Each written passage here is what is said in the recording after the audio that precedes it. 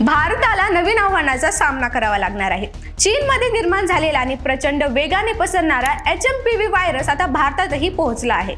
या व्हायरसने बंगलोरमध्ये आपला पहिला बळी शोधला आहे, ते म्हणजे एक 8 महिन्याचं बाळ। हा व्हायरस मुख्यतः लहान मुलं आणि ज्येष्ठ नागरिकांसाठी अत्यंत धोकादायक मानला जातोय।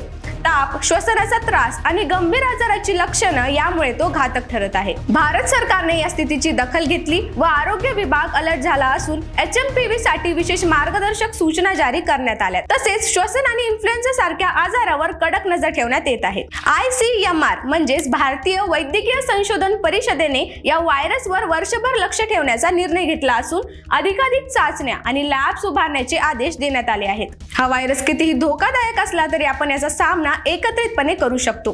स्वच्छतेची काळजी घ्या, मास्क वापरा आणि कोणत्याही शारीरिक त्रासासाठी तत्काळ डॉक्टरांचा सल्ला घ्या। आणि अशा ताज्या घडामोडींसाठी सत्य पे सत्ता या YouTube चॅनलला सबस्क्राइब करायला विसरू नका।